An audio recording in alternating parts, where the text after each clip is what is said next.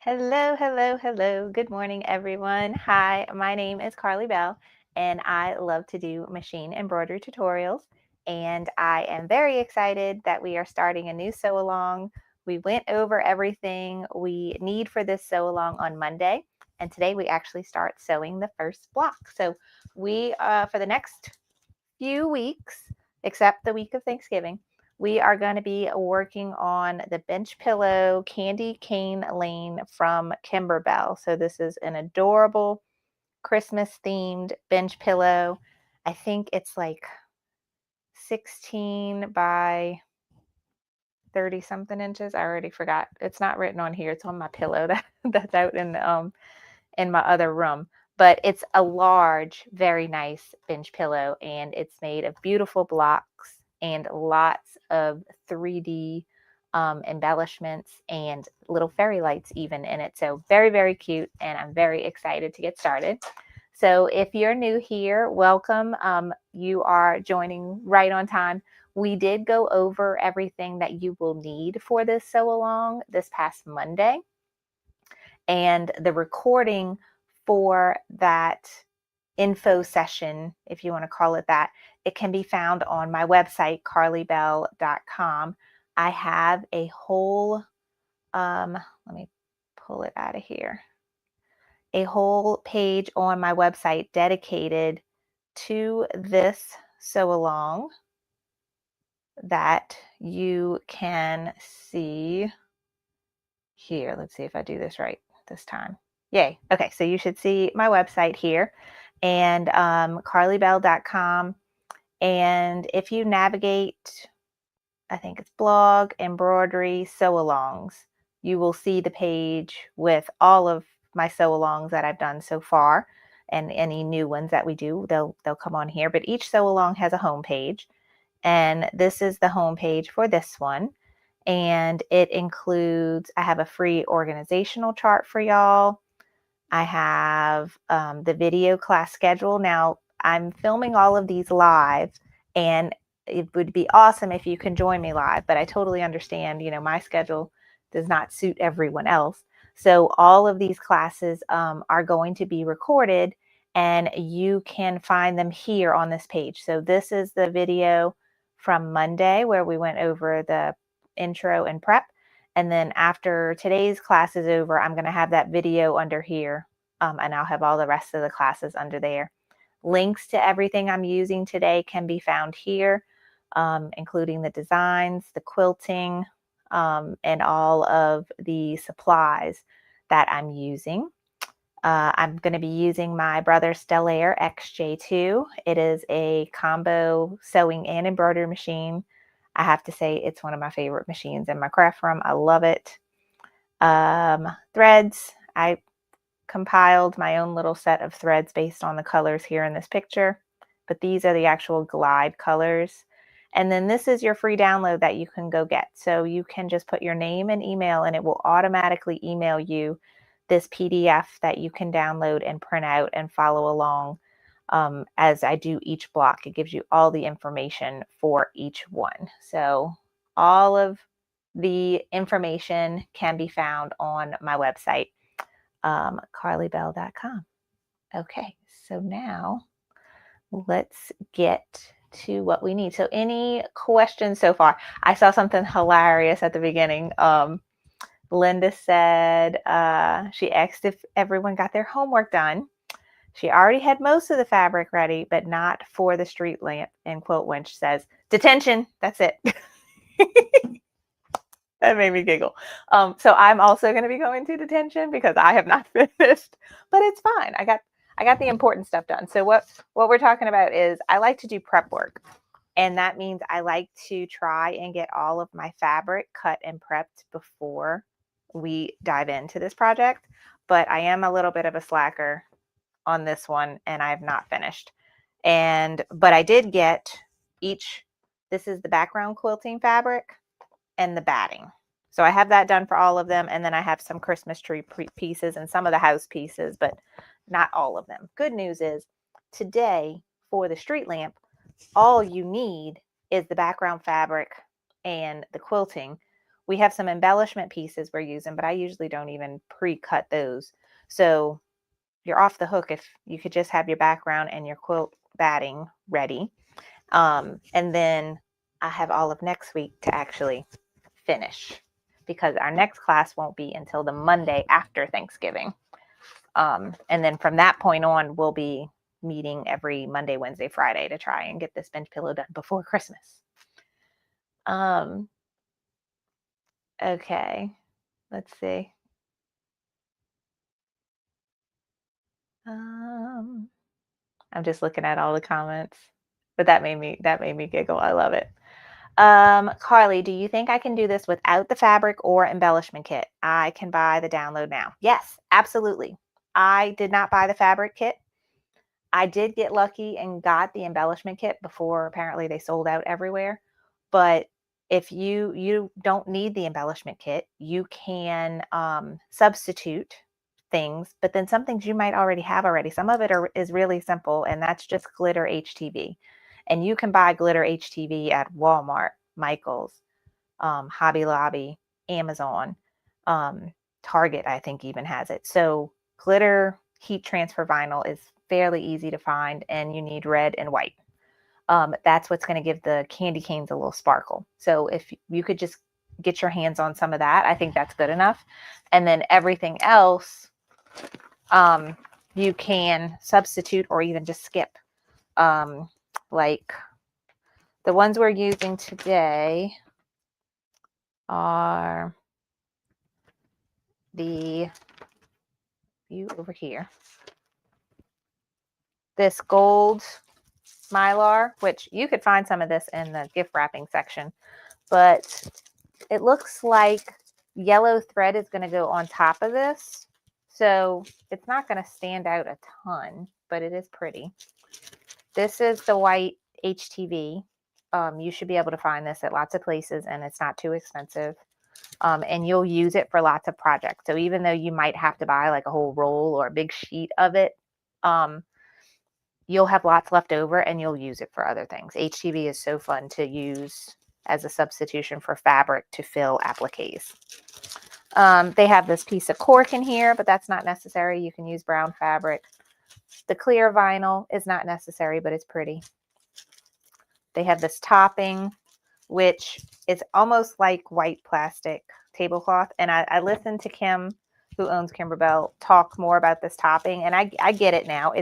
It's more of a way to make sure when I'm using white thread on top of this, like say I'm doing white thread on top of this red glitter, you might still see some red glitter show through on my white filled stitch. Putting this topping under it and stitching on top of it does help it stay more of a solid white, and you don't have something else peeking through from underneath, but not absolutely necessary. So you can definitely get away with just getting the designs and making something still very beautiful. The only fun thing I would get that adds a little fun to it is the glitter HTV, and then you can pick up fairy lights almost anywhere too. These are battery operated, and they're going to have little holes in your pillow where you could stick the fairy lights. Okay, so I need this today, and I think I need the topping and the red glitter. I think I need all these things today for the lamp post. All right. Nope, wrong one. Okay, so that was Diane. Let's see. Hi, scrapping like a lady. My little ladybug was at the doctor's office. They just called me actually before I went live. They went and did her pre-op appointment, my daughter, Elise.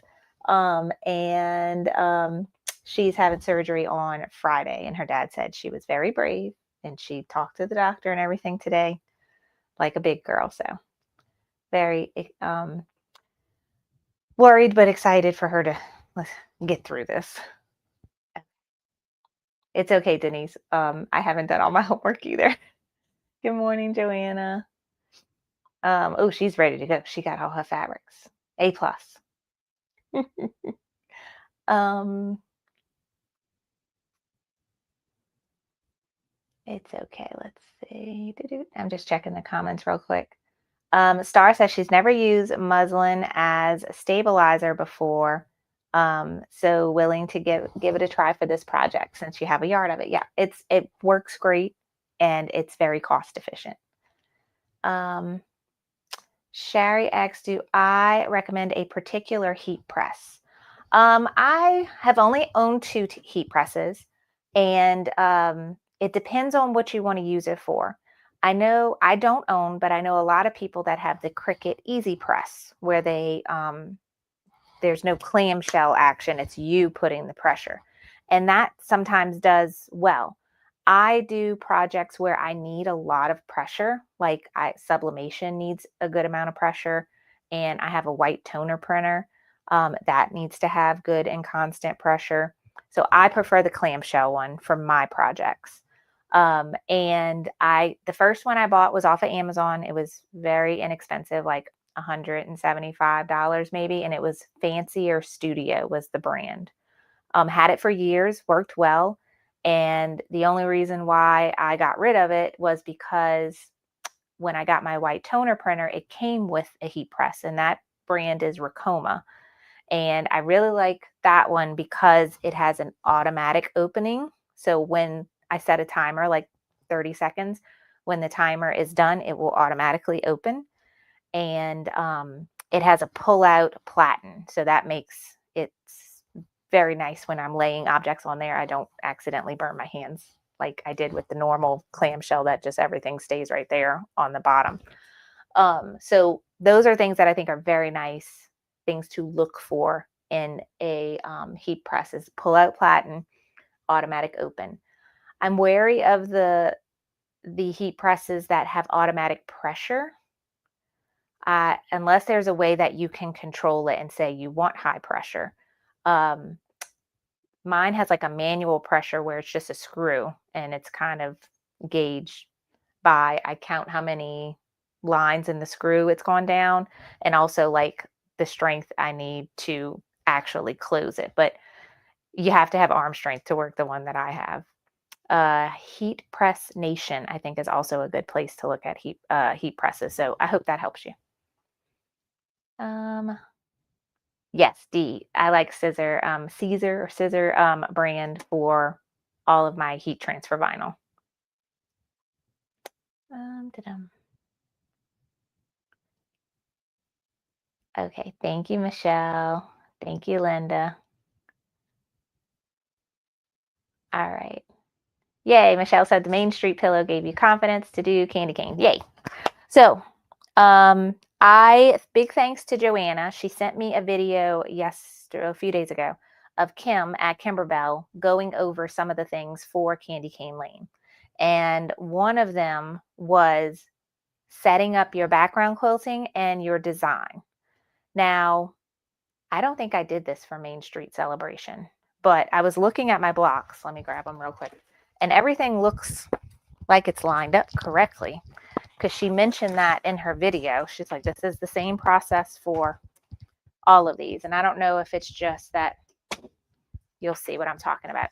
But for these blocks that we're going to make, we're combining the background quilting, which you see is the white swirls happening here, with the design, which is the applique house and these little rockets. And you can see these like fireworks happening. That was all part of the design.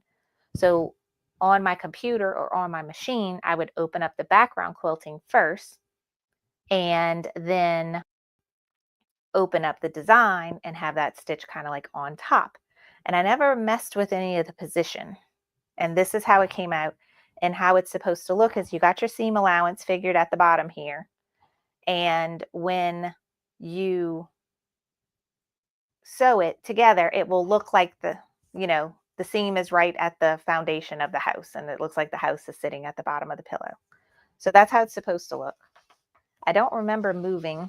Now, this was over the summer and I have a bad memory, but I don't remember moving any of the designs. They all look like they're positioned right at the bottom. So apparently with Candy Cane Lane, when you open the background quilting and then open the design, it doesn't necessarily look like the design is sitting at the bottom. So we have to adjust that. So let's get into in Brilliance, and so you could see what that looks like. So here is, let me make this where I can see. Here is in Brilliance, and I have everything opened and positioned where I want it to be. So this is what we want our final product to look like. So let's start from the beginning. So I think here is my designs. Okay, I got a whole folder just for Candy Cane Lane. This is the design, so like the street lamp and the houses. We have instructions. This is SVG cutting files for the appliques if you want to pre-cut your appliques.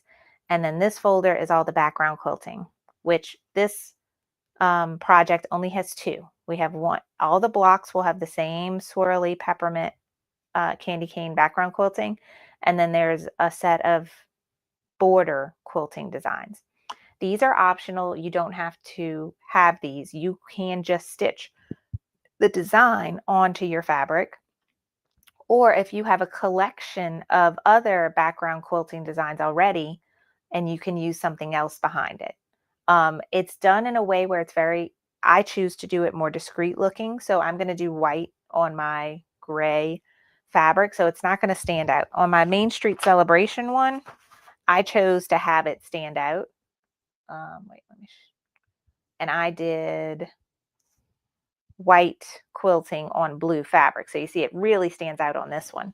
For Candy Cane Lane, I'm going to do white thread on this gray fabric. So it's not going to stand out as much.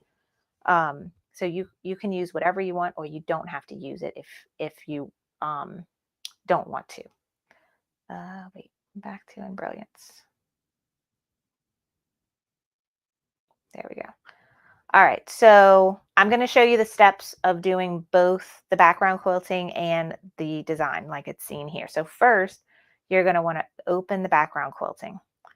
And when I click it, we have embroidery files or instructions. Go to embroidery files. You have choices. Now, since I have a hoop big enough to do this whole block, I'm doing the block by block folder. If you only have a 5x7 hoop and you want to do background quilting, you're going to need to do the clear blue tile method, which I'm going to show you, I think, maybe for the Christmas tree block. I will do that whole block and using my 5x7 hoop so you can see that process. So wait until 2 more tutorials from now. I'll go over this. So it is coming. But for today, since I'm using my 6x10 hoop, everything fits in it. I'm going to do the block by block method. And then you see it comes in a whole variety of sizes. The street lamp block, which we're working on today, the final size is 4x8. So I need to open the 4x8 background quilting design. So I just double clicked it and now it's opened in a tab all by itself and I can see everything. It automatically goes to the center of the hoop when I open the design. And I have a 6x10 hoop that I can see down here, and my status bar tells me the size hoop I have open. And right here tells me the size of the design that is currently in the hoop. Okay, so I got that open. So now I'm gonna back up all the way to the beginning, Candy Cane Lane, and now I'm gonna go open my street lamp design. And click on it, click your format of choice, and these are all of the designs for the bench pillow. And there are 2 street lamps, so we're doing street lamp 1 today. So I can drag and drop this like that. Or if I wanted, I could double click it, open it in Brilliance, and then hit copy, and then go back to this one and hit paste. There's lots of ways that you can merge designs within Brilliance. My favorite is the dragging and dropping, but here we can see what this design looks like by itself. And you'll notice it has, this is a placement line and this is a basting stitch. If you are not doing background quilting, and you're just stitching the design. This fits in a 5x7 hoop. So you just need to center this on your background fabric and stitch it. And this line here helps you figure out right where to put your background fabric. And there's instructions for that in the instruction PDF. And then once you have it right where it's supposed to be, this basting stitch helps tack it down, and then you start going through all the steps. If you are doing the background quilting has steps for your batting and your background fabric so that it goes right where it's supposed to. So the first couple steps is the placement of the batting, showing you where to put it. Now, if you are cutting if you have your batting to where it's bigger than this 4x8 block, you're going to lay it right on top and then stitch the next step, and that's going to tack it down. And then you're going to trim your batting just like an applique. The process I like to do is I stitch my placement step, and I already have my batting cut to fit in here perfectly, 4x8 rectangle. So I normally skip this step. The next step shows you where to put your background fabric. However, I already have a big rectangle of batting here, so for me, I know right that I want to put my background fabric right on top my big rectangle of batting, so I usually skip this step too. This is all personal preference. By all means, if you like to stitch all of these out, you can. I will be skipping them when I go to my machine. I actually usually delete them from my objects panel right here. This step here is a basting stitch to baste down your background fabric. This step, I like to use the water-soluble thread in my top thread because we do remove this basting stitch before we trim our block when we're all done and everything gets taken out the hoop and we press our block and we're about to trim it to be the size needed with the seam allowance. This line here is actually your cut line of where you should be cutting your block. So I like to remove that basting stitch before I trim my block out. So I do that with water-soluble thread. All right, the fifth step of the background quilting is the actual background quilting. Okay, so now that I've gone over all these steps, I'm going to delete the two that I told you I skip because I pre-cut my batting to fit, so I don't need a tack down stitch. And then I just think this placement stitch is not necessary. And for the sake of time, I'm trying to try to save us some time where we're not sitting around waiting for this to stitch the whole class. Okay, now the design. Okay, we talked about when we looked at just the design by itself, the first two steps are for someone that is not doing background quilting. So we are doing background quilting. So I'm going to delete these two steps, which is a placement for your background fabric and a basting stitch for your background fabric. Notice it is smaller than the quilting because it's made to fit in a 5x7 hoop. I'm deleting those. Okay, now we start getting into the design, and we're going to do applique for the candy cane. And this is the stripes. I was telling you this is when we're going to add that topping, that white topping to stitch so that our white stitches stitch on top of it. And that's going to prevent any red glitter from peeking through our threads here. It gives it nice crisp lines between the red and the white. Then this is the lantern, and I think this, and we place that gold mylar, and then we stitch right on top of it. And then these little holes are going to end up getting punched out when we're all done with our pillow and stick our fairy lights through them. Then we'll stitch the lamp post. And this is going to be fun and actually a little bit new for me. Where I've done fringe embroidery before, but I have not done it using water-soluble bobbin thread like the instructions call for. So you'll see this step in action, but that's what this is going to be, the wreath and stitching the fringe for the wreath. And then the last step are these snowflakes. Now, when you look at this lamp, Do you see how far away it is from the bottom?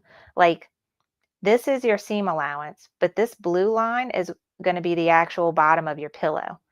And you see how far away the lamp and the candy cane is from the bottom of the pillow? We want that to look like it is sitting on a floor, like this bottom of our pillow is a floor. So we need to move this whole design. So I'm only selecting the lamppost, not the background quilting, just selecting the lamppost. And I'm going to use the arrow down button on my keyboard. And I'm going to move this down where it is lined up almost with my blue line here.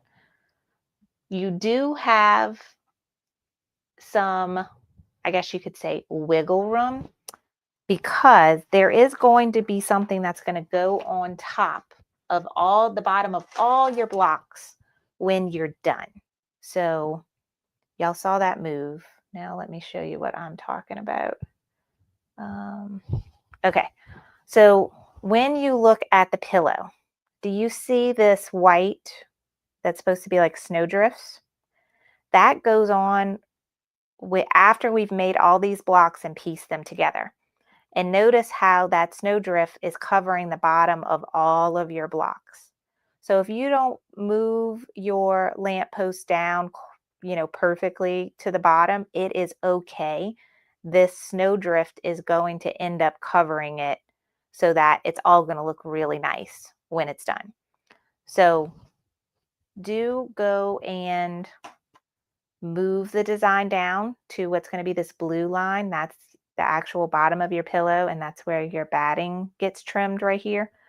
Move that down there to where it either sits on that line or even just a smidge above like I've done here. And that snowdrift is going to cover it when it's all done. Okay, I think I have done everything I want to do here in Embrilliance. Let me go back and check the chat. Oh, Shay Shay's in the house. I see that. Okay, Michelle asked, hey, Carly, I didn't resize the clear blue tiles, can only go with the Kimberbell blue quilt design, not Juju's. So I have not tried using Design by Juju's background quilting on a Kimberbell project. From my memory with Designs by Juju background quilting, I have some here. They come in hoop sizes. Quilting.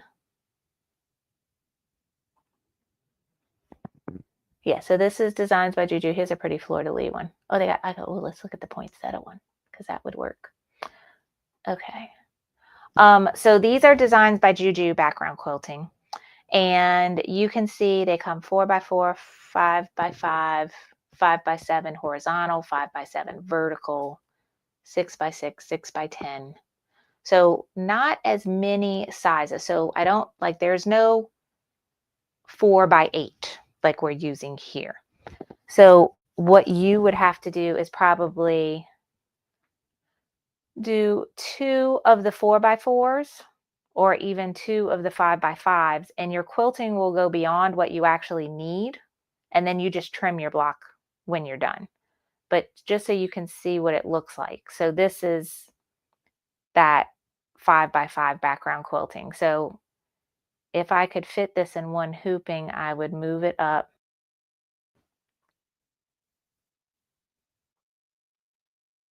Something like that. And there's only one step. There's no basting step. There's nothing to add your batting. None of that is in there. So you would kind of just hoop your batting and your fabric first. Like already have it laying on the hoop and then just stitch this on top. And let's see, I could copy and paste this. So I got 2 of them.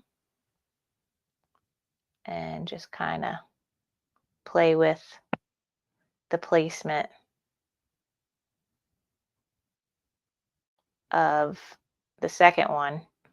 And then that you could quilt, almost a 4.5x9 piece of fabric here, put your lamppost on top of it, and then trim it to the final size when you're done. The only thing with this method is I don't have a way to make sure my batting is set inside and not in my seam allowance. Like with this method, you get it to where your batting is not in your seam allowance. So when I'm stitching, it's not so thick where I'm going to stitch.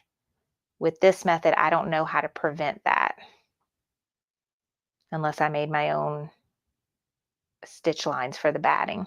Does that make sense? Let me know. Okay.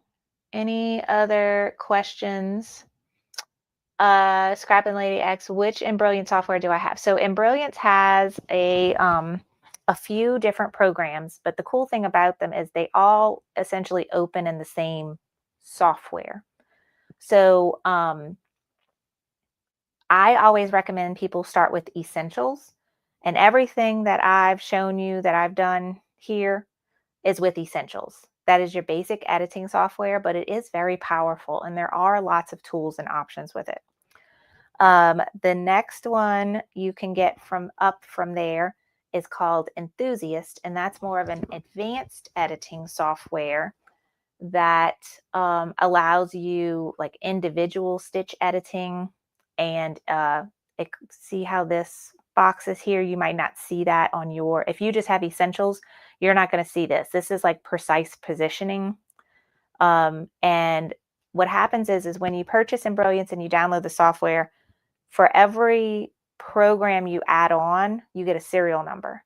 And you enter your serial number by going to help and serial numbers, and you put it in, and then you hit enter. And then when you open your program again, it may not look different, but you usually get a new button in your toolbar up here. So like this button here is specific to Enthusiast. That's my stitch editing. Another program they offer is to help with font management and turning embroidery fonts into BX fonts, and that's called Alphatrix. This button is specific for Alphatrix. And then when you want to get into digitizing, this button is specific for stitch artists. And there are 3 levels of stitch artists. And if you get the first level, you'll have, these buttons. And these buttons. When you get level 2, you get more options here and more options here. And when you get level 3, you get these path options. So it's like, it's not super obvious, but you get more features and functions within the program when you add on to it. I have a blog post all about, my mouse is not working, Embrilliance. Let's see, blog, embroidery, Embrilliance. This one. This goes over all the programs from Embrilliance and tells you the difference between them and like what they do. And like that was all about Essentials. This is a little spiel about Enthusiast, Thumbnailer, and Stitch Artist. I don't think I go over Alphatrix in this one. But yeah, I have information about Embrilliance on my website. And then I have a whole course where I teach Embrilliance Essentials as well. Yes, Joanne has a good point. You can make your own stitch box for batting and tack down. What I need to play with is, can I do it with just Essentials? We were doing this the other day in my VIP Zoom class. I don't think like I have basic, I have lines, but I could use this to make a square if I wanted to. Or if you can go and find a design that you have already that has a square, you can resize it so that you can make your own, and it's just a running stitch is all it is. You can resize it so that it fits what you want your batting to be, and then just make it twice so that you have one for placement, one for tack down, and then put your background fabric on top and then stitch your design. So you can try and make your own batting lines with the Designs by Juju. If you have Stitch Artist, it's very easy to do. in that I would just create a box. So like I have a tool to do that. Oh, my mouse is not working. Okay, there we go. And I could see here exactly what size that box is. So if I want it to be 4 by 8. Doop. Okay, so there's a perfect 4 by 8 box, and I just kind of center it in there. And then right now it's just a line. It's not, it doesn't have any stitches. And I would just put a running stitch, and then I would just copy, select, copy, paste. So I got 2 of them. So one's a placement, one's a tack down, but I need to tell my machine this one's a different color so that the machine will stop. And then you want those to stitch first. So batting placement, batting tack down, lay your background fabric, then stitch your quilting. Does that make sense? So that's for our friends that have stitch artists. It's very easy to do. Um, and if you just have essentials, then you just have to go find a design that you have already that just has that simple box, and you can resize it to however you want. If it's just a running stitch, it wouldn't be a problem at all to resize it. Okay, so Karen has a great question. She's going to be using her Persona to make this project. And I used to have the Persona. It's a great machine. I love it. However, the max hoop size on the Persona is 8 by 8. So these blocks are going to be slightly too big. Let me check, because the width is not the problem, it's the height. The height of the block is 8 inches perfectly. Let's see, actually, let's put it in an 8 by 8 and then we can see exactly.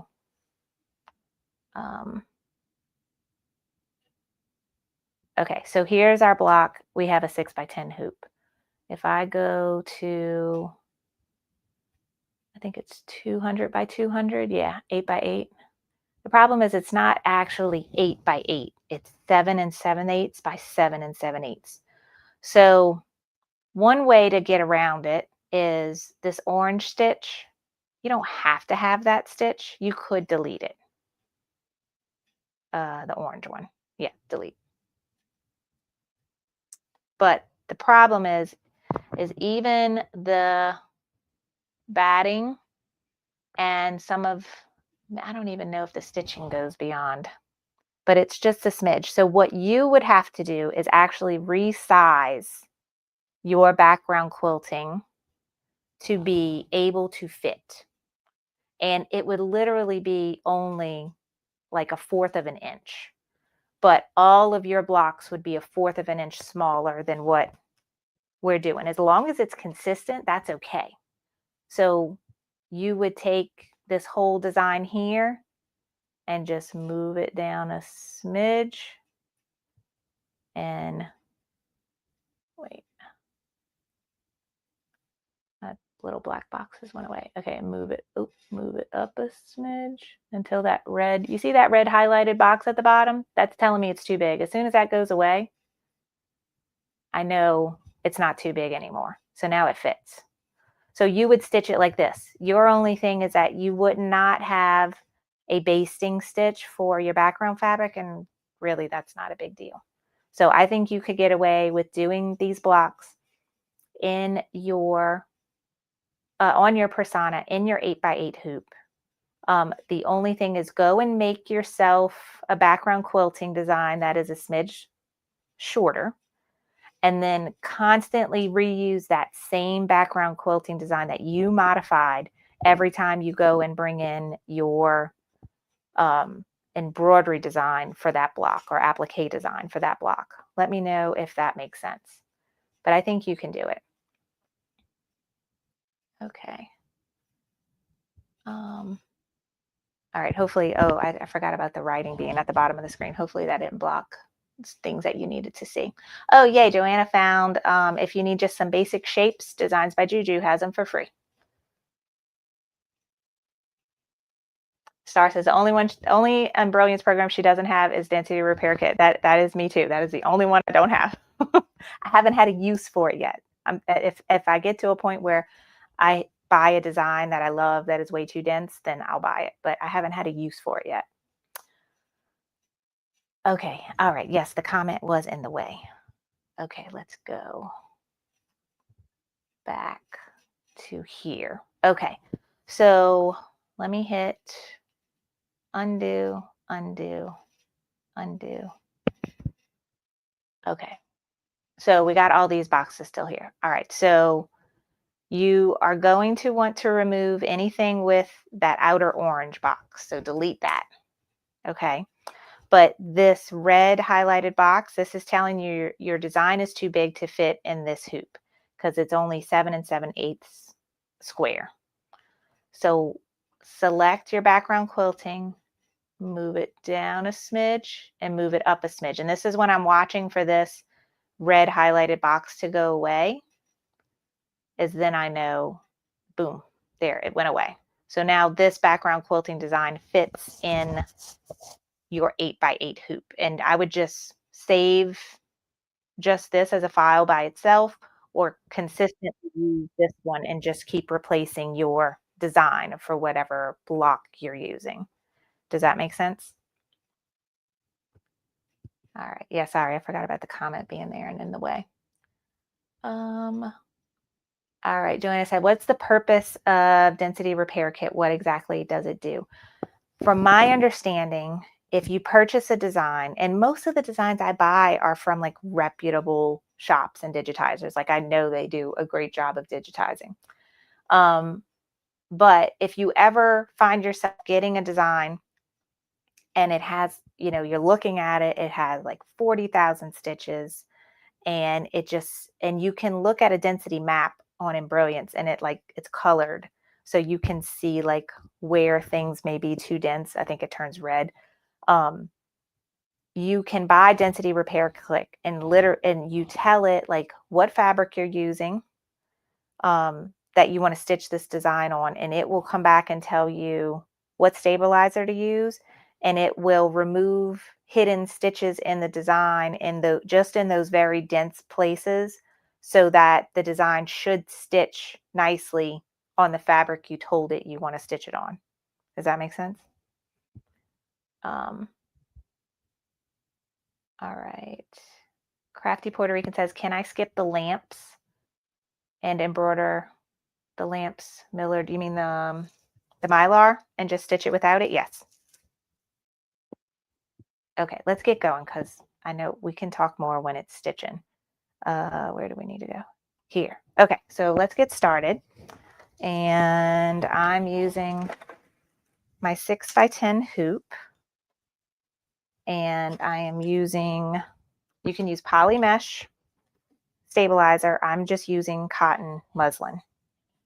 And normally I cut this in a strip, but this is left over from the last, what was I working on? The Halloween quilt, candy corn quilt shop. We got lots of candy going on this fall with sew-alongs. So it's odd shapes because I was doing, I think, my 9x9 hoop at one point. Oh, I did it for my holiday workshop. That's what it was. Okay, so this, get it, make sure your hoop is tight. And I'm just tightening the screw right here. And that's it. That's all you need.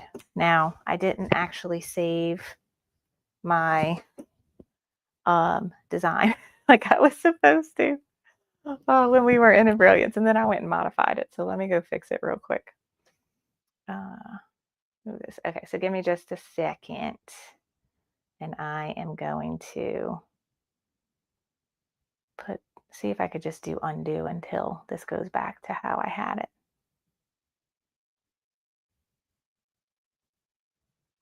Okay, so just have my steps, and I think all I did was move my design down.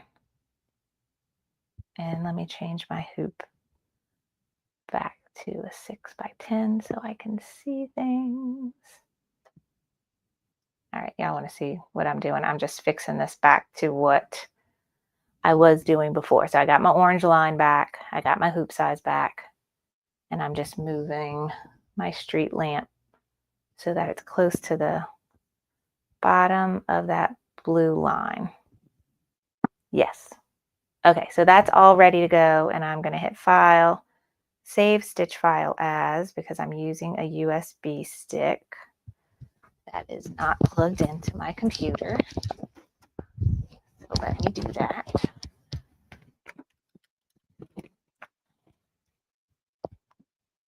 And now it should pop up. There we go. And I named my USB stick embroidery. And you know what I'm going to do? I'm going to make a new folder. And we're going to name it CCL for Candy Cane Lane. My Stellaire lets me open folders on USB sticks. When I had my PE770, I could, if it was in a folder, it would not let me open it. I could just name this Street Lamp 1. So they'll all be in the same spot. Okay, so that is done. If you have a machine with wireless capabilities, that actually works because mine's not liking me right now. You can also hit Wi-Fi to brother or baby lock, and it will send your design to your machine wirelessly. Let me go eject my USB stick, and then we'll go to the machine finally. I told my husband I was going to be quick today. I am not going to be quick enough. All right. USB stick. I'm out. Okay.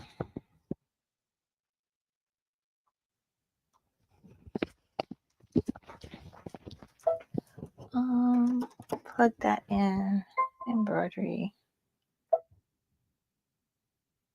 Now I'm just going fine. And now I see I got my folder CCL. Click that. And I'm going to save all my designs for this bench pillow in there.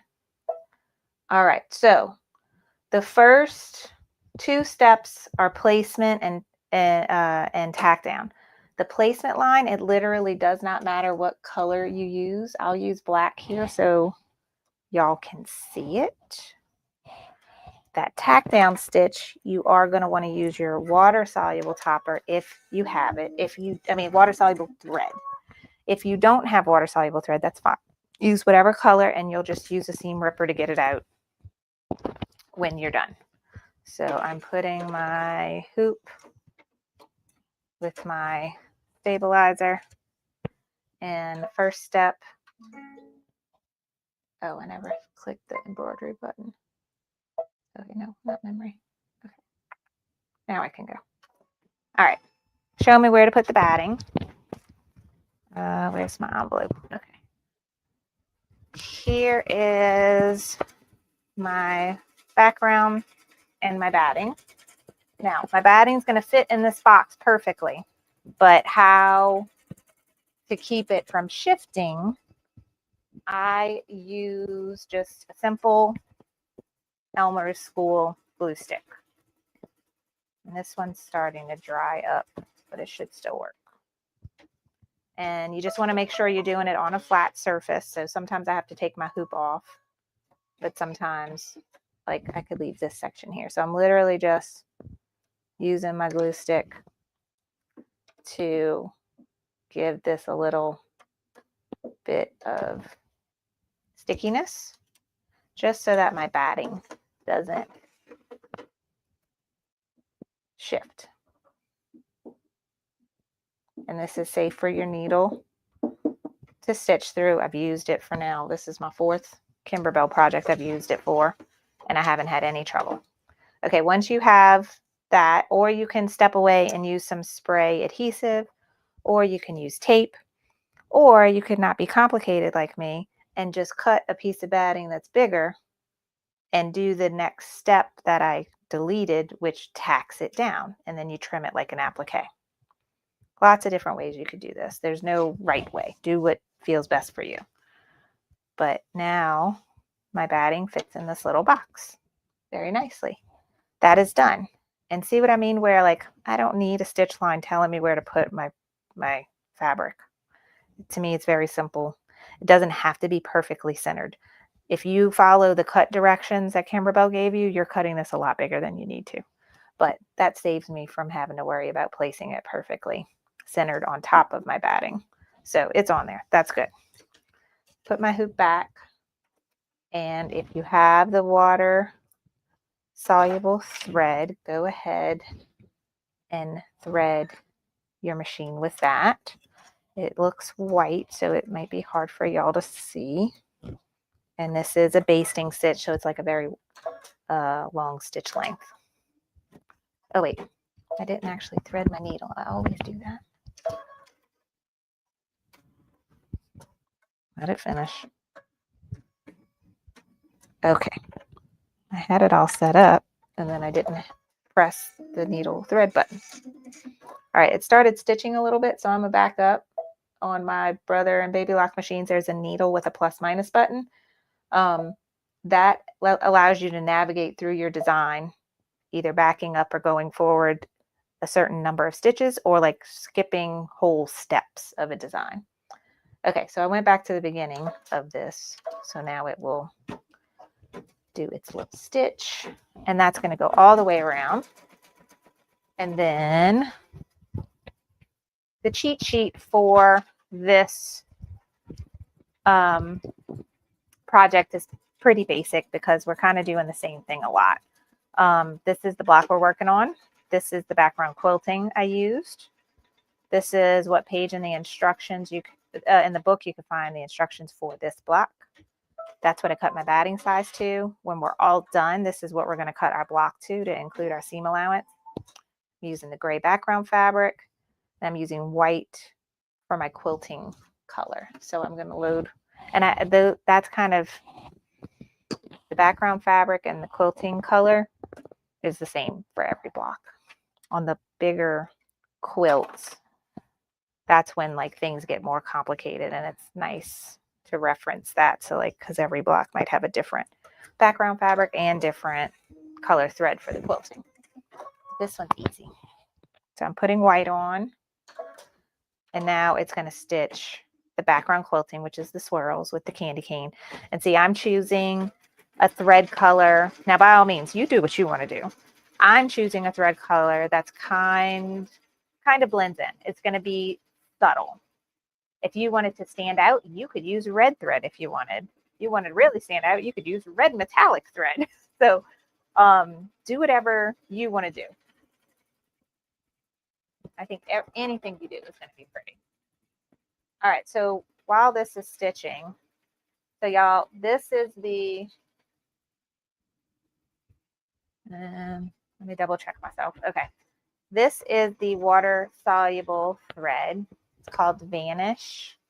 I got it off of Amazon, and I have a link for it. And if you have a local quilt shop, they might have that in the local quilt shop for you. Okay, but I have a link for it on the homepage that I made for this sew along. Before class started today, I wound a bobbin with this thread. So now I have a bobbin with water soluble. That's going to be for the wreath fringe step.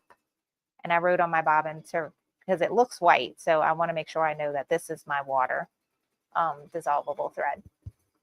So you're going to want to do that if you have this. If you don't have it, you can still do the bobbin fringe step. It's just a little more tedious because you're going to end up cutting your bobbin thread. And then also, in case anyone was wondering, so I used the water soluble thread for that basting stitch. I kept my regular bobbin in there.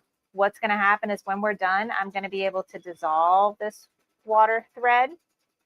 It's going to go away, and then I could literally turn my block over and pull the bobbin thread out with one pull, and it all comes out. So you don't have to have this in the bobbin as well for this step.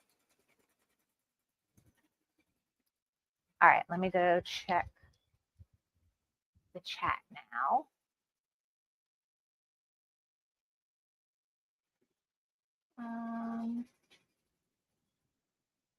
Okay, Michelle said she's using the Baby Lock Alliance for this project, so I'm sure what you said about the persona will apply to you as well. Yes, it will. You can modify it to where it will fit in your 8x8 hoop. You're not going to do that basting stitch like I did, which you can see it's not really a big deal. You can skip that. And you're just, however you modify that background quilting by making it a little bit shorter, just make sure you're consistently using that first one you modified for all 7 blocks. And then all it's going to be is your final pillow is going to be a 1/4 inch shorter than mine. That's the only difference. As long as you keep it consistent, it will work. All right, so that is done. And now I printed out the instructions just for this block so I could have them right in front of me to make sure I don't mess anything up. All right, now the instructions, it's a little confusing in my opinion. They don't talk anything about background quilting in the instructions. Everything I've shown you to this point is not shown at all. This picks up right when you're ready to start stitching the lamppost. And the first 2 steps are the instructions if you are not doing background quilting. So say you cut your background fabric the same size as I did, which was 10.5 inches by 6.5 inches.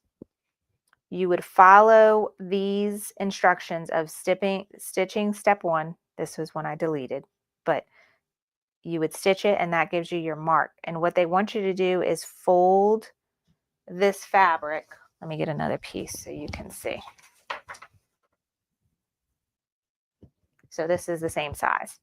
They want you to fold it in half. And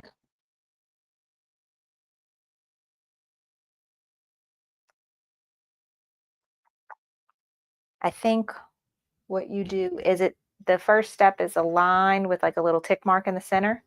You make that line where it's going 1 inch from the bottom, like this. So say it's stitched that line. You would put this where the center lines up with the tick and your fabric goes 1 inch down from that line.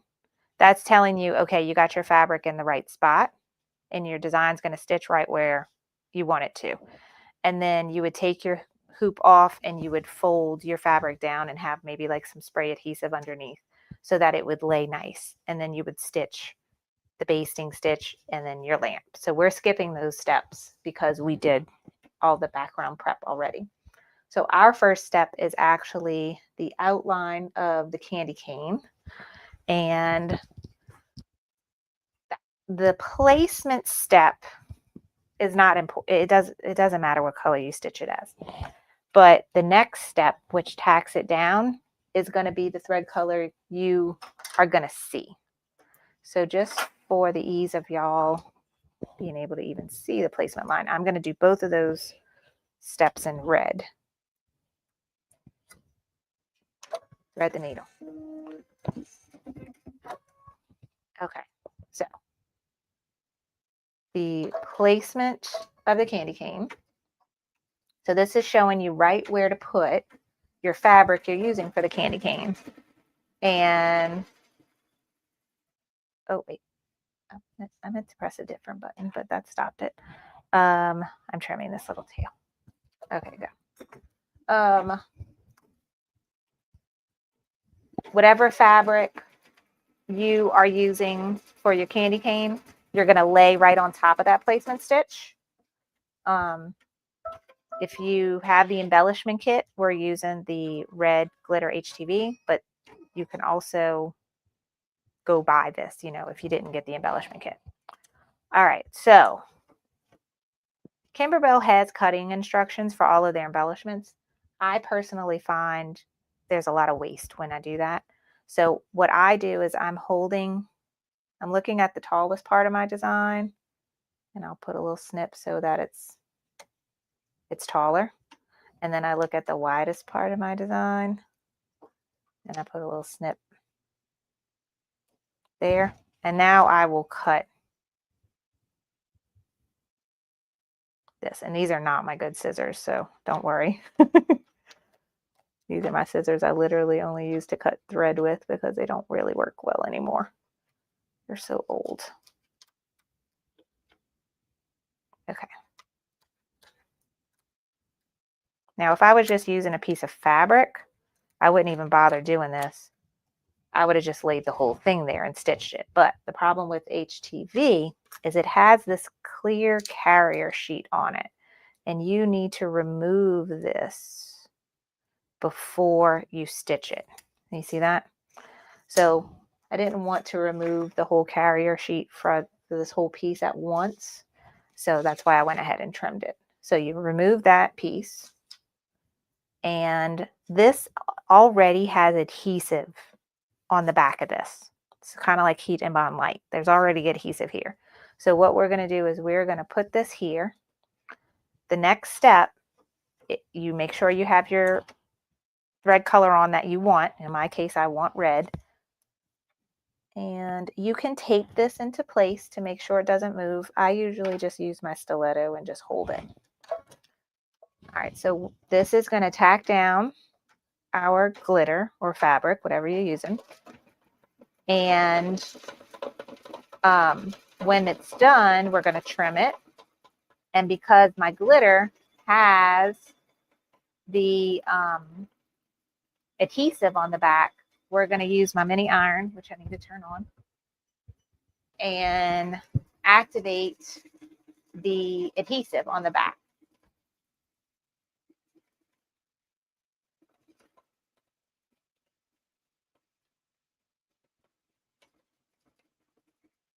Okay.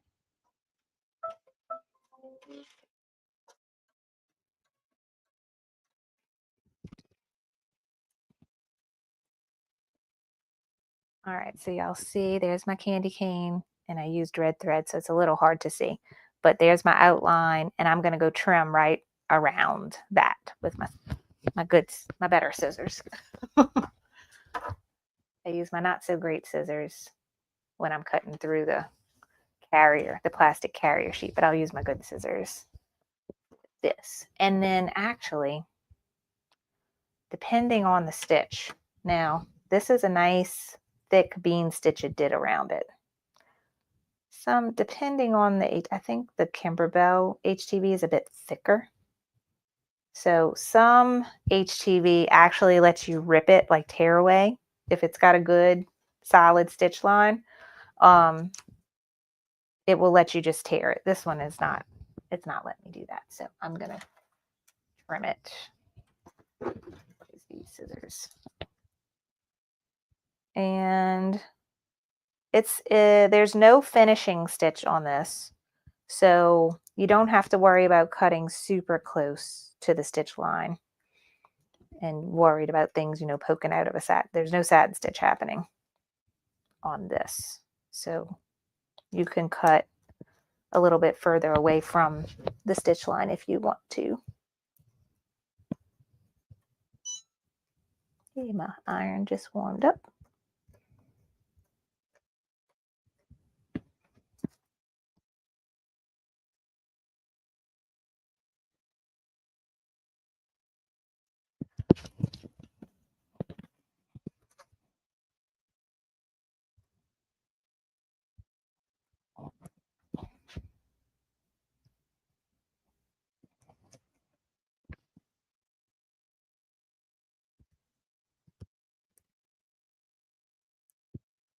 I just go around and follow it like that. Sorry, that was out of the camera. Okay, so once you've trimmed your candy cane, if you're using the glitter HTV, or if you use applique fabric with heat and bond light on the back, you're going to want to press that. And normally I'll use just like a little piece of fabric to put on top of the HTV. Because normally when you're pressing it, like with the heat press and using my silhouette to cut it, the carrier sheet is there at first. And I always use like a Teflon sheet to cover things anyway. All right, so we have activated the adhesive on the back of the glitter HTV, and that is done. See? All right, I'm gonna get the next step going, and then I'll come back and check the comments. See about questions. All right, the next step is the white stripes. Now, I'm doing that in white thread, so let me change my thread color.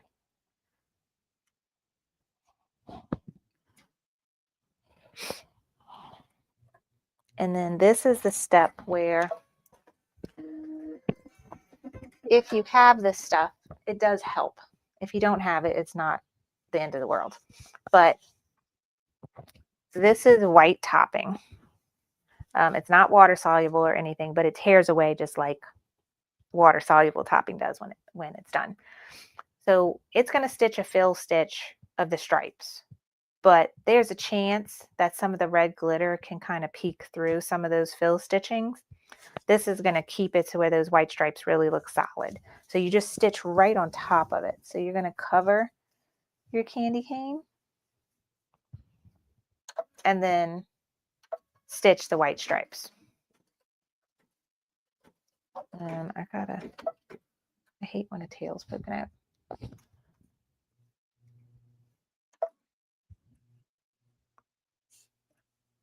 Okay. That bothers me all the time. I always got to trim them. All right, so now it's going to stitch the stripes. You should be able to just lay this on top and it should stay. Once it starts stitching, it should stay. When the white stripes are done, you just pull this away, just like tear away or water soluble topper. Oh, it just pulls away. All right, I'm going back to the comments now.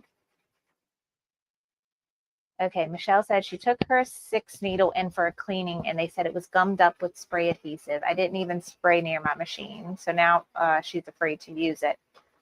I use spray adhesive all the time. I don't spray it near my machine. That's my one thing I tell people, like, don't let it, the particles, like, don't do it near your machine. But as far as your needle going through it and such, it shouldn't be a problem. As long as you're using like temporary spray adhesive that's made to be low tack.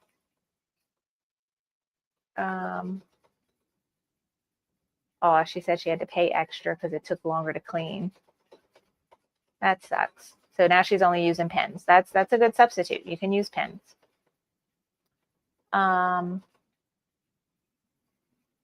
Yes, Joanna, thanks for the tip about changing my threads. Okay, Loretta, we've talked about this before about bobbin winder. She said she has the Simplicity Sidewinder and it seems to work well. Thank you.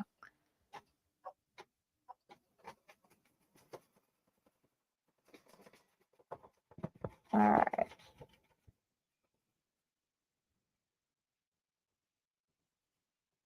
All right. Bye, Michelle. Yeah, Joanna, it feels like cheap plastic tablecloth. That's exactly what it feels like. I think you could substitute it with that personally. So, okay, I think I got through everything. Is there any questions so far? All right, so we can look ahead now and see what's coming next. So we've trimmed the candy cane. We're doing the stripes with the topper. And then we're going to switch to our yellowy gold color, which I'm using this one. And first, after this is done, we're going to stitch the Mylar placement line. And then we will put the Mylar on top and then stitch the Mylar, tack down, and decorative fill. And then we'll tear away the Mylar, just like we're going to tear away this. Then stitch the lamp line satin outline and the fairy light eyelets. And then we'll stitch the lamppost. And then after the lamppost is when we'll get to the wreath. And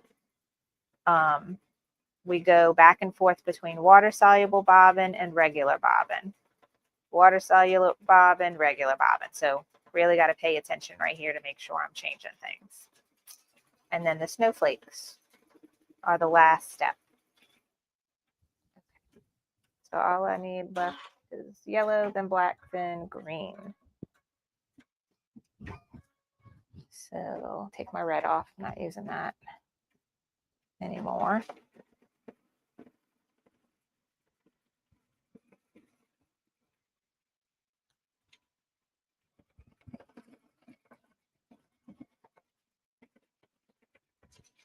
And this block, the total time on my Stellaire is 28 minutes to stitch. The thing that's going to take the longest is the lamppost. That is 6 minutes.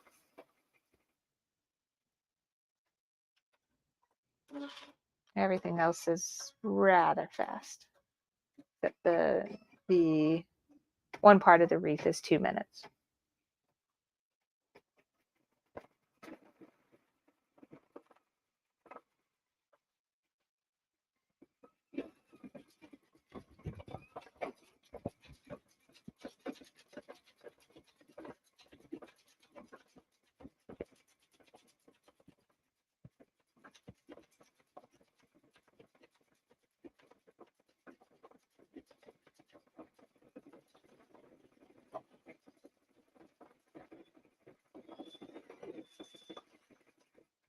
Okay, so that is done.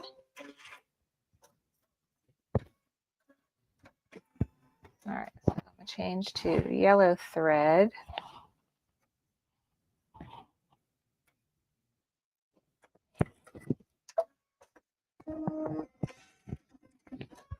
And okay, before I stitch that, I'll just go ahead and pull this away. So look, can y'all see that? This pulls away just like I would, any other topper. It tears right around those little pieces. And if you have any like little remnants, you should be able to grab a tweezers to pull them out fairly easily. Like this one little one didn't want to come out. There we go. So any little pieces you could just get with a tweezer. But now that just helped my stripes be more solid in color. Okay, that's there. Now we're doing the placement for the Mylar. They're just two little gold kind of rectangles. That's the lamp.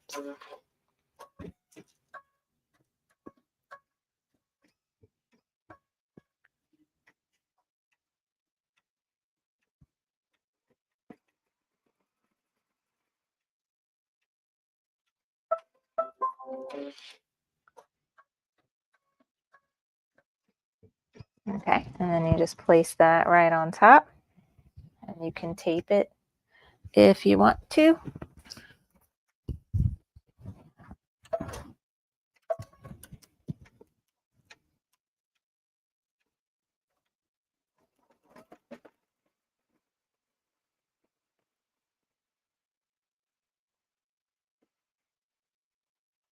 As an outline, and then like a kind of decorative, I think it's like a sketch stitch on the inside so that you'll still see the gold shimmer through it.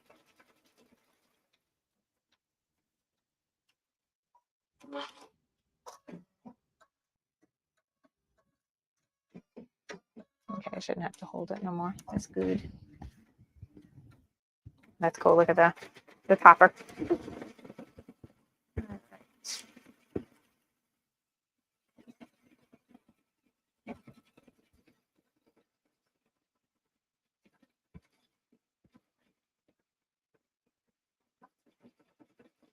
Now, if you don't have this Mylar, just stitch these steps. You don't have to have that underneath it. This is just for more shimmer. Or if you have regular iridescent clear Mylar that like I've used for a lot of projects, use that instead. Doesn't necessarily have to be gold.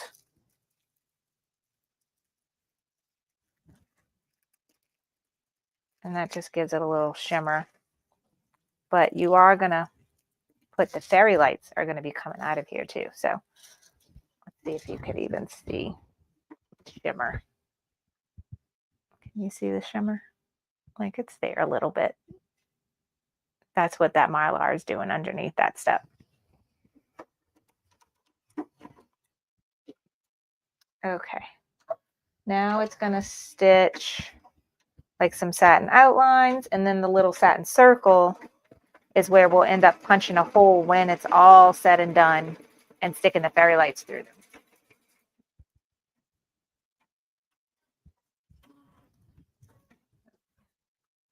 So I'm going to go put all my embellishment stuff back in my Ziploc bag.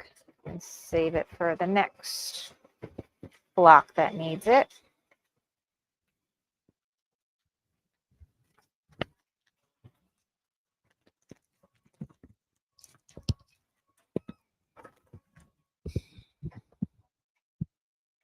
Okay.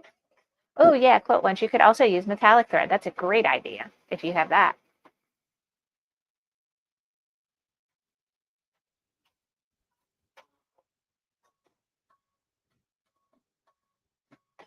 All right. So this is almost done.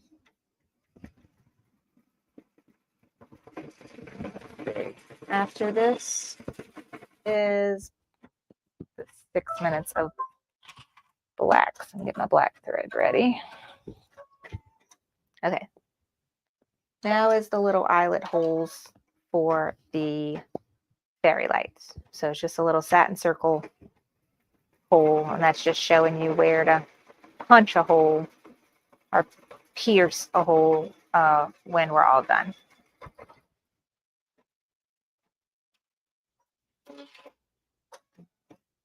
And it blends in a lot with the lamppost, so it's not super easy to see, but we know.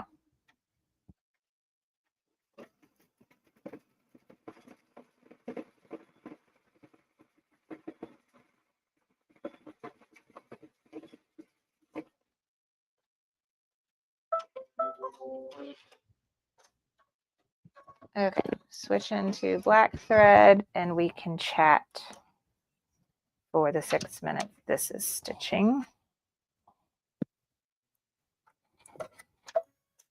So, give me all the questions y'all have. And I'm gonna pick these colors up and put them back in my basket so I don't lose them. I got all my thread colors for this project in one little basket. And this is the green. I'm gonna do the wreath in. Get that ready. And I got my water soluble bobbin right here and ready. Oh, you know that clear carrier sheet that we took the off of the glitter HTV? It's sticky on one side. So like I'm always having little threads around my table. I'll use it to go and dab and pick up all my trash. It works good.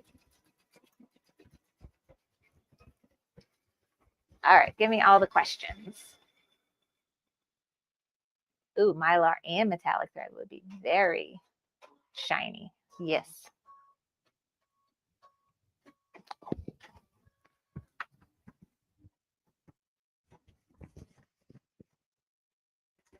All right, you can see, I wanted to show you. So like with the Main Street Celebrations bench pillow that I never finished, but I got it stitched. They have little tiny blue. I did it in blue so it would blend in. But you see these eyelet holes? That's where the fairy lights are going to go on this block. So I think we just pierce it like with an awl. I might even be able to use my Cam Snaps tiny hole punch and punch little holes, and then the fairy lights from behind would poke through. Yeah, you can see them there. So that's where you put the fairy lights when you're done.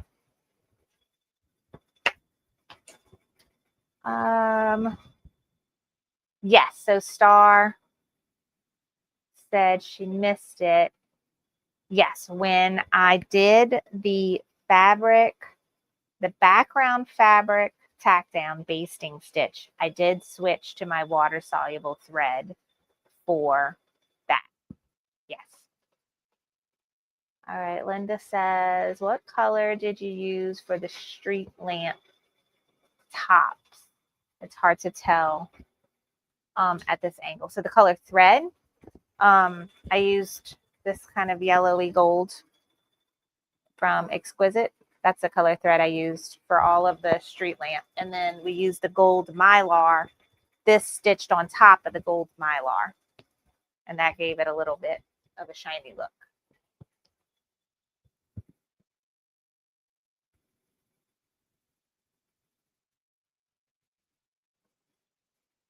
Oh yeah, I saw that they turned the lights off in the studio and you could see the fairy lights. It's very, very cute. Oh, this is a great idea. Betty said she's going to skip the fairy lights and she's going to put a sequin in all those little spots instead of cutting out a hole. That's a great idea. Love that. There's so many variations and things that you can do. It's so much fun, and it's so cool to see everyone's um, projects when they're done. So, yes, have fun with it.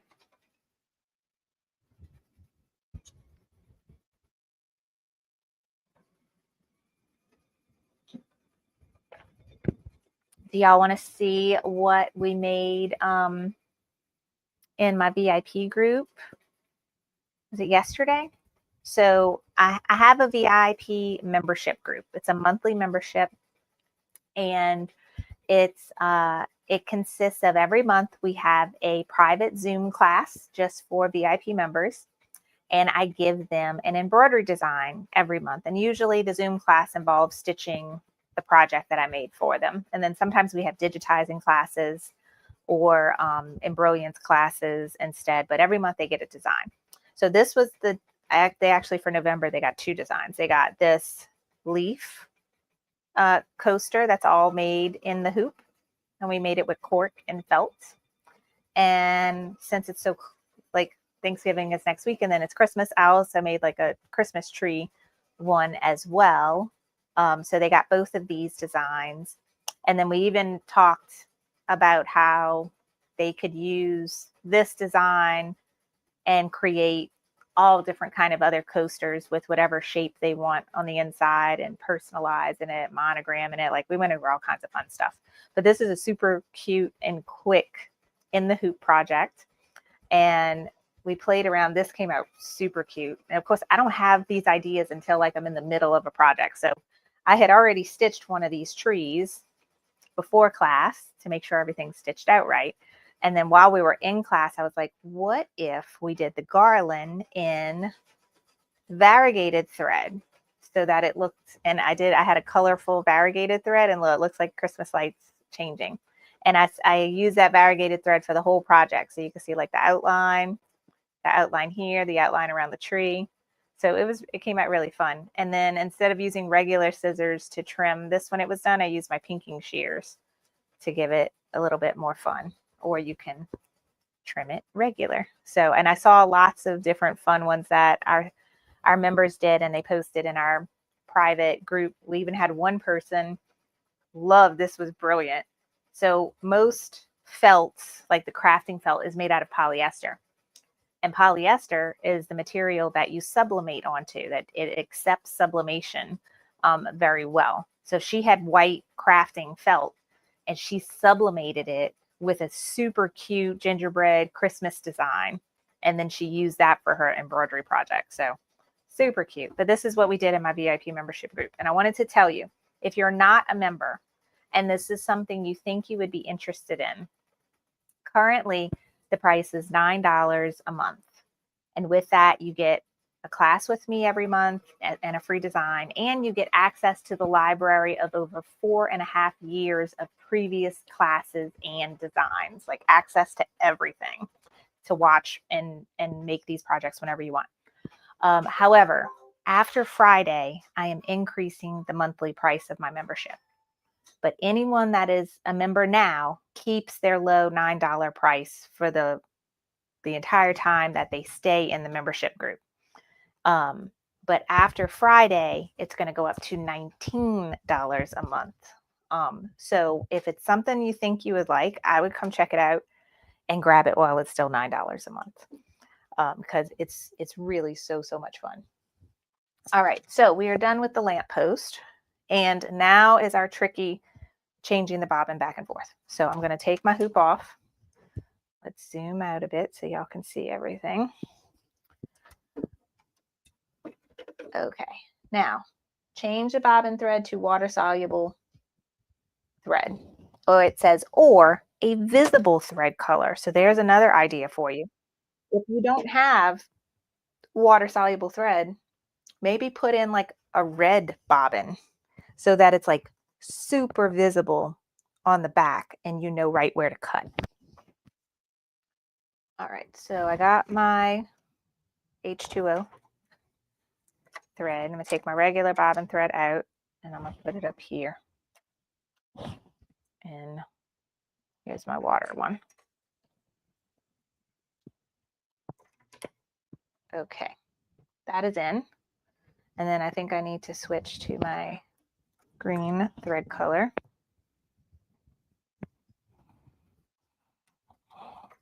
I will do that.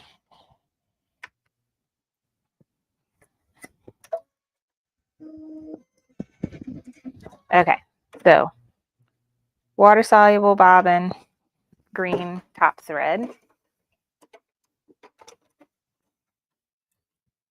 loaded. All right, stitch the outer fringe wreath. Go. All right, so that's going to stitch. There's a tail. I hate tails. I think I've told you all this. Okay, go. All right, so this is going to take a couple minutes to stitch. And fringe embroidery, if you've not done it before, it's very cool. When you're stitching it, you really don't know that it's something special or different. But it is digitized in a way so that when we remove the bobbin thread,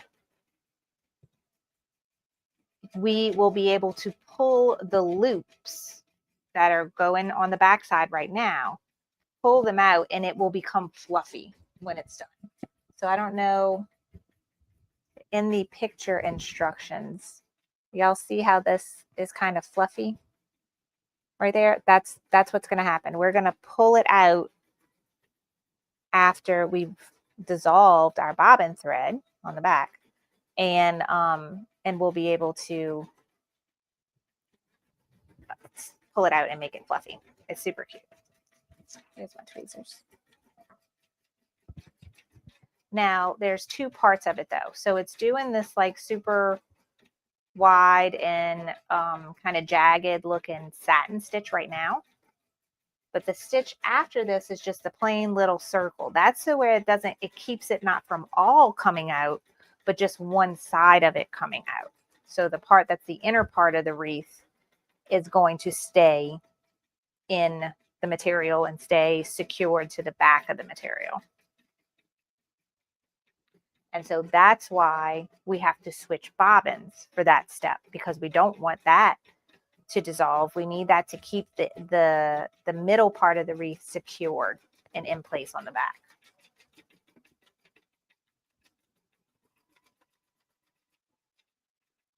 Now, if you are using like a really bright colored bobbin thread instead of the water soluble thread,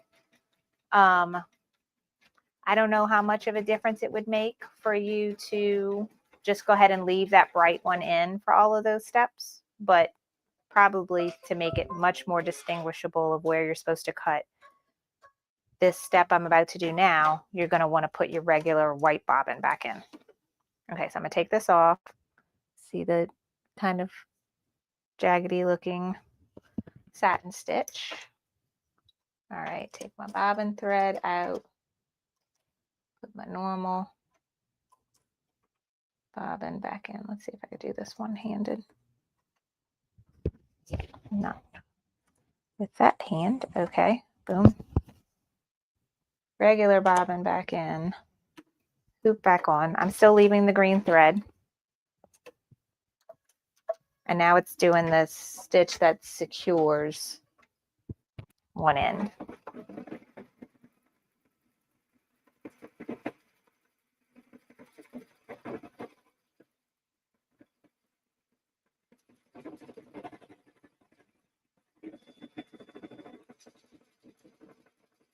Oh, it's like a little satin stitch. Okay, then yeah, definitely change your bobbin thread back to white for this one. If you're just using a different color. Okay, that's pretty. Okay, now we have another set of wreath to do. So we go back to the water soluble.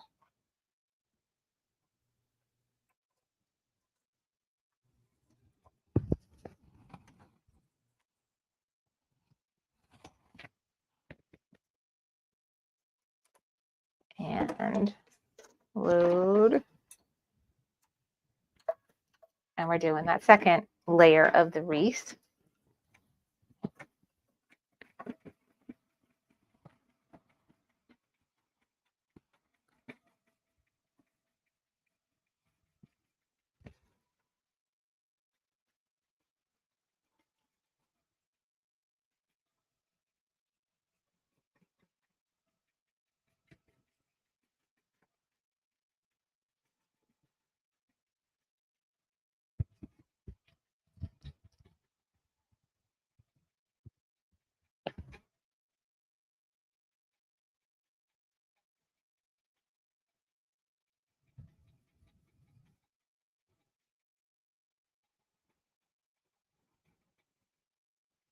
Let's see. Okay, I'm looking back at the thing. What color is the lamp post? Linda said I use black thread. So the post that goes, down to the bottom, and then has a little cap on the lights, that's all black. Okay, Loretta wants to make this into a table runner, but would be harder to hide the battery holder. Actually, the battery on the fairy lights is the little pack is like a flat piece. It doesn't hold like big AA batteries. It holds one of those circle disc batteries. So I don't think it would be hard to hide even on a table runner. All right, so we are done with the second set of fringe. So we are done with the water soluble bobbin. So everything else now will stay regular bobbin. And we'll do one more green circular securing stitch. And then after this, all that's left is the white snowflakes. And that actually takes 8 minutes to stitch out. So that'll take a little time. My husband's going to kill me. I told him I'd finish at 12-ish. Okay. He's off of work today. And I told him he's off of work today, tomorrow, and then Friday. And I was like, I have to do classes on all the days. and then Elise will go on to Elise's surgery on Friday. All right. Does the Mylar get covered up by the yellow thread? I don't have Mylar. Yes, it gets covered up. So you don't have to have Mylar for that step. Just stitch it out. It's fine. Okay. So that is done. And now we just do the pretty snowflakes. Maybe what we'll do, just so I can try and go a little faster, is we will finish stitching these snowflakes, and then I will quickly show the process of dissolving the bobbin thread and making the wreath fluffy. And we will stop there. And in the next class, I'll show you how to trim it, because that process is kind of applicable to all of the blocks. And this block and the last block get trimmed the same way. Those are the ones that are slightly different. All the inside blocks are much easier to trim, but I'll go over how to trim this in the next class. How about, if that's okay with everyone, so that I can finish a little bit quicker. Okay. Oh, Joanna, thanks so much. So she loves the membership group. Great information and lots of help. Yay. Oh, and Linda was in it as ever. Okay.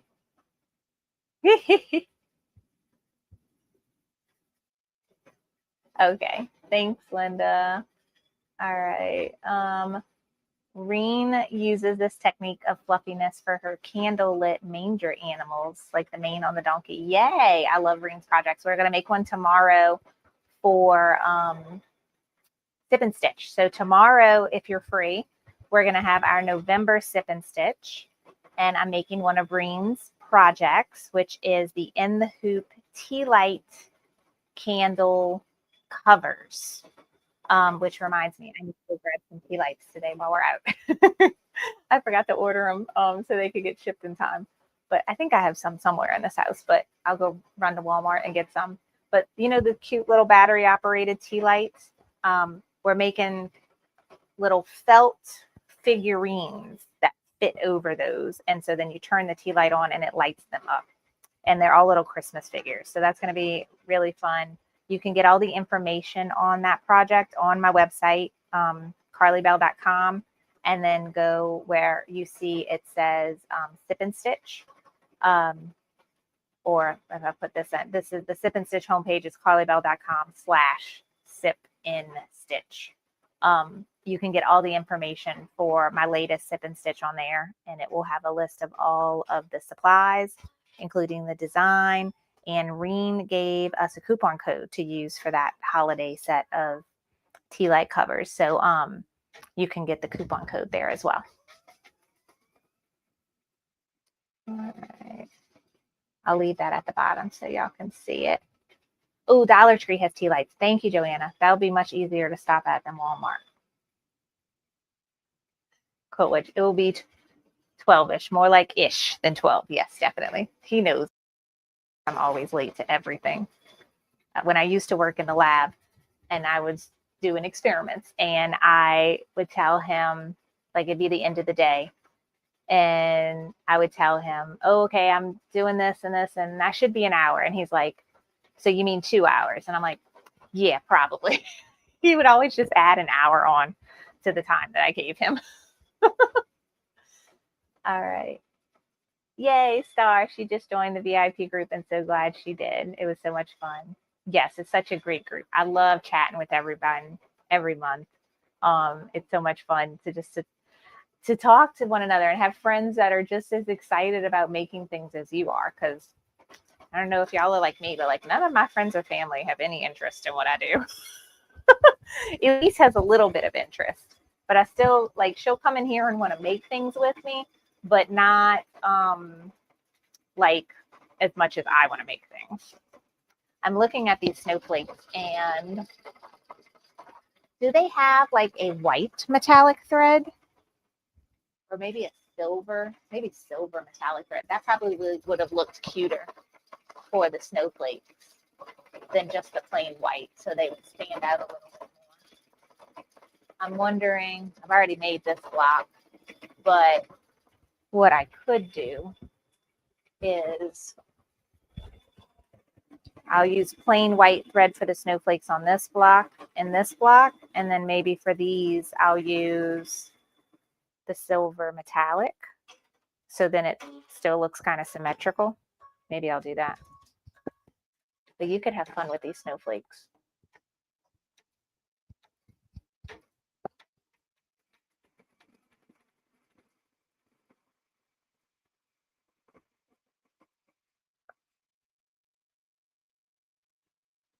All right.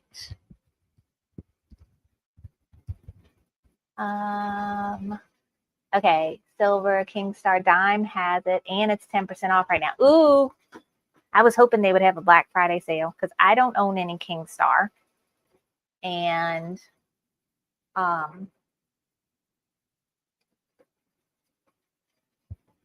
what's this? No, that's not what I want.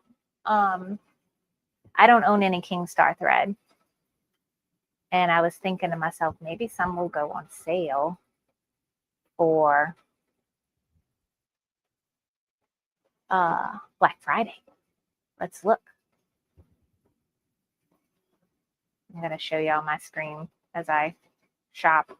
All right, so I just Googled dime embroidery. All right, ooh, Black Friday. Entire shop is on sale. Color play threads. These are cute. I like that they have variegated ones that are cute. That's everything. Okay, so let's look at, where is that? King Star Metallic. So these are nice sets. So yeah, like almost $20 off of those. These are pretty sets. Normally, I think they're like around $17 a spool. Yeah, so $18 a spool. Now they're 16. So $2 off there. That's not bad. Okay, yeah, so this would work. Aluminum. I wish they had a pearly white. Oh, no, that's silver. But it looks almost white. Pearly white thread. So they have two. Oh, these are 3,000 meters. These are bigger cones. This is aluminum and this is silver. So the silver is just a little bit lighter. I like that. Maybe that would be pretty for the snowflakes. If I could order that and it'll come in time before our next class is not until December 1st, I might have time to actually get it in. I do have a little silver one though from Brother I could use maybe instead. But yay for sales. Always like sales. I could do it again. Yeah, Linda, this is all my fabric, so it's not like I have a fabric kit. I can make it again. Dawn says, my kiddo wants to make things differently than I do, and she's so talented. I'm usually in awe of her creativity, but she doesn't enjoy machine-based way I like to craft.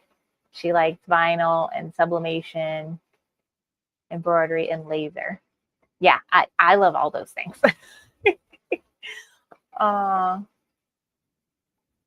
Okay, and Joanna tells us there's a store in Louisville called Quilted Joy. They have Kingstar and Glide and frequently have sales. Nice. We'll have to look and see if they have a website. All right, we are almost done stitching these snowflakes. Oh, wait. Okay, yeah, the only fairy lights in this one are coming in the lamppost. I remember with Main Street Celebrations, I think the little eyelets were the last thing stitched, and they were like up in the sky. But I guess because that one, it looks like they have fireworks happening, so that's why it's stitched that way.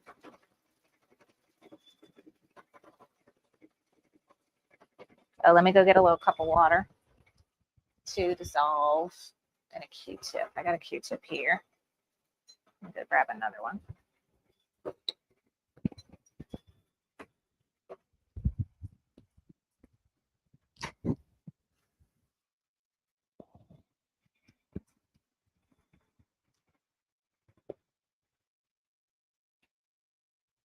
So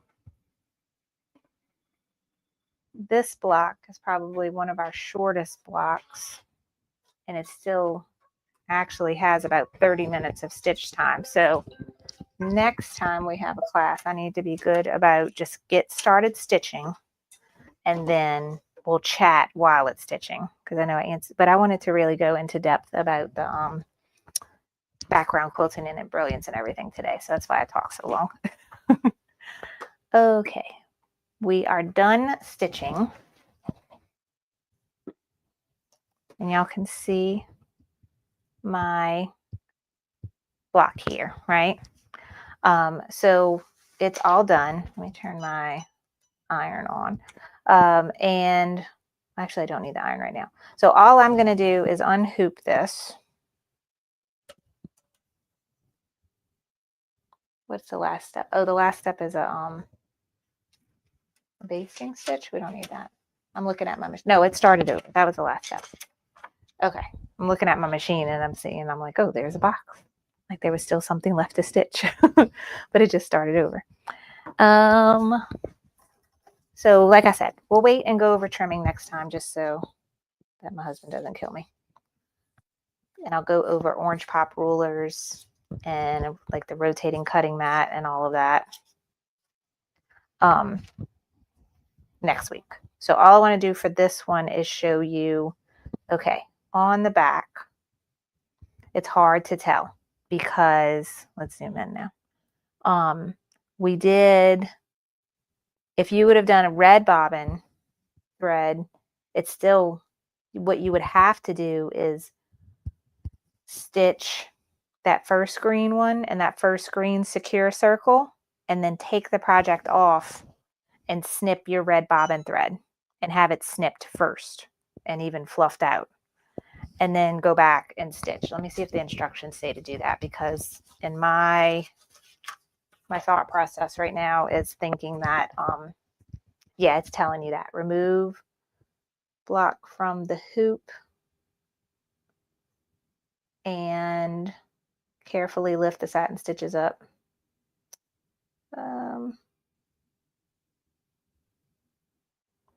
It's not telling you to stitch in between like the first wreath and the second one. But let's see. Okay. I could see definitely where this would not be fun with using the red bobbin thread and trying to trim it. So all we're going to do is just wet it. I'm almost done, Chris. I promise. I hear him walking by my door. Oh, I think somebody said, I was looking at I never got to answer the comments yet from last Monday's video, but y'all heard my dog. Let me tell y'all, the only reason why my dog's not barking right now is because Chris is here. My dog is very, very special. And if you hear him barking in my videos, I promise you he is not neglected. He is just the most neurotic dog there is. And I would love for him to come in my craft room and hang out with me when I am stitching. But he refuses to walk on the floor. My dog is scared of my floors. He only likes carpet. And we have hardwood floor throughout the house. So he sticks to rugs. And I don't have a rug in my craft room, so he won't come in here. The other day, I even tried bringing him in and like holding him like a baby. And I even put him on my craft table while I was working. And he sat, he just chilled on my little, on my wool mat. So he's a mess. The girls say he thinks the floor is lava. And his poor thing, he's old and his little back legs don't let him jump like they used to. And so he likes to jump and sit on the sofa, and then he likes to come upstairs and jump and lay in Abby's bed. So what he does is he'll come upstairs in the playroom, which has a rug, and he will bark until I go get him and put him in Abby's bed so he can lay down. But I can't always do that when I'm making a video, so that's why y'all hear him barking so much. All right, I'm just using my scissors, and you see how this is like fluffing up now that I have dissolved the bobbin thread. And in the case of if you didn't use the water soluble, you would trim and cut the bobbin thread right down the middle of the column where you see your bobbin thread. And then it would allow these loops, because that's what they are. They're loops that have gone in the fabric and came back up. It allows them to come out. This side is secure because we have that satin column, and we did that with our regular bobbin. So I should be able to go like all the way here.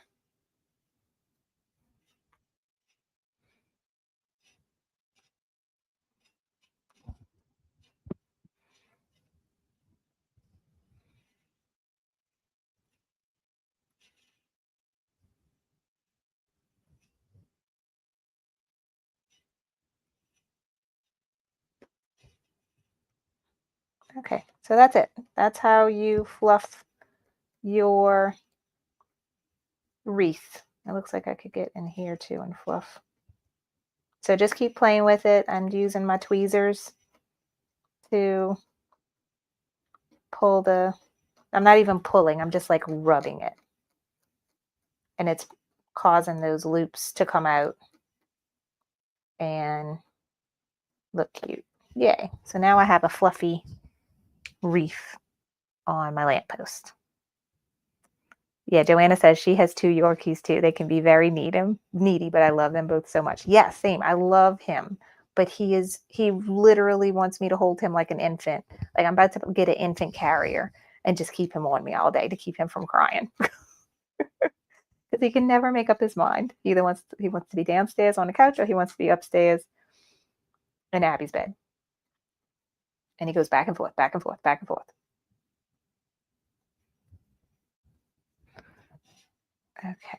So yeah, I think this came out super cute. I absolutely am in love with the water soluble bobbin thread. Never thought of that before. So I've done fringe embroidery before, and it the ones I've done were like very straightforward. So like when you turned it over to the back, you see how this white satin column is in the lamppost? That's where you would cut. Like you would take your scissors and you would pierce it right here, and you would just cut right up that satin column. That's all you would do. And then you would go to the front and rub it, and the loops would come out. That's the kind of fringe embroidery I've done before. And that's pretty straightforward, but it's still a little bit tedious to go and cut right up that line. But this makes life so much simpler. Brilliant. Love it. All right, so that is it for today's class. We will be back. Our next class will be Monday, December 1st. So this is going to be the Monday after Thanksgiving. And then from that point forward, we'll do Monday, Wednesday, Friday for the next like 3 weeks, I think, until Christmas, or like the 19th, I think is when we'll stop, so that we can get this whole bench pillow done. Joanna had a good thing. An extra soft bristle toothbrush would help loosen the threads. Wouldn't want to mess it up, just curious. I think so. Yeah, I think that would work. Definitely. So that's it for today. We have our street lamp 1 block. We'll go over trimming it in the next class. I'll show you how to use the rotating cutting mat and these orange pop rulers that I got that helps make trimming these a lot easier. This is a want, not a need. So if you don't have these, I will show you how to cut them with normal, like straight quilting rulers as well. But these are very nice, and you should put them on your Christmas list. All right, that's it for today, guys. I hope you have a great rest of your day. Come back tomorrow if you're free, and I'll be live on YouTube and Facebook doing my November stitch, and you can get all the information for that project in this cute little bar that's going at the bottom of the screen, but just carlybell.com. And we're going to be making in the hoop tea light candle covers from Reen at Embroidery Garden. They're going to be super cute, and I think very easy to make. And so we can make like a whole little Christmas village of tea light covers. All right. Bye, guys. See y'all next time.